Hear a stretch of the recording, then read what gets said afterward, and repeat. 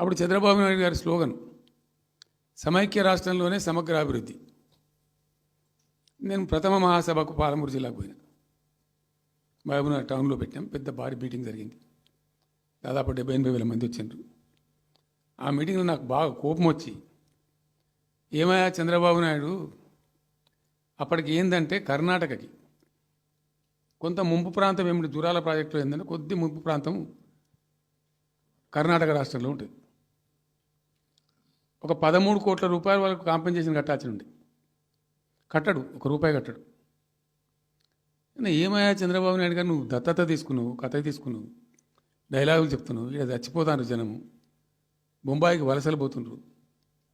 ఇటువంటి పరిస్థితులలో కూడా కర్ణాటకకు డబ్బులు కట్టడానికి డబ్బులు లేవా? ఇదేనా సమైక్య రాష్ట్రంలో సమగ్ర అభివృద్ధి అంటే? బట్టిగా బ్యారేజ్ ఆ గోడలక కట్టిన విడిచిపెట్టేది చూసి తమాషా పడన్నా అని చాలా తీవ్రమైన విమర్శలు చేశాను.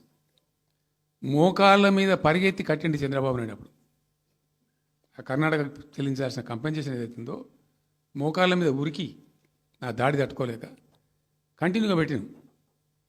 దాని తర్వాత చంద్రబాబు నాయుడు పార్టీకి సంబంధించిన ఎమ్మెల్యేనే ఆర్డీఎస్ దగ్గర బాంబులు పెట్టి పేల్చేయడం, అది మీ అందరికీ కూడా తెలుసు. బాంబులు పెట్టి పేల్చడం 2-3 సార్లు పేల్చారు. నేను ఫస్ట్ ఉద్యమంలో, తెలంగాణ ఉద్యమం స్టార్ట్ అయిన తర్వాత నేను ఎంచుకున్న ఎజెండా, నా ఎజెండాలో మొదటి పాదయాత్ర నేను చేసినటువంటిది జోగులాంబ టు గద్వాల పాదయాత్ర చేసిన. ఈ అన్యాయం సంగతి ఏంది అని దాన్ని ప్రజలలో ఎండగట్టాలని చెప్పి, గవర్నమెంట్ కూడా ఒత్తిడి తేవాలని చెప్పి, ఎందుకు తెలంగాణ ఉద్యమం చేస్తున్నామనేది లోకానికి తెలియాలని చెప్పి నేను జోగులాంబ టు గద్వాల పాదయాత్ర చేసిన. దాన్ని మొత్తం అసలు కంప్లీట్ 80,000 ఎకరాలకు బారాల్సినటువంటి ఆ ఆర్డీఎస్ కెనాలు 15,000 ఎకరాలు, 10,000 ఎకరాలు, 20,000 ఎకరాలకు వచ్చింది, తగ్గిపోయింది. అడిగే నాతుడు లేడు.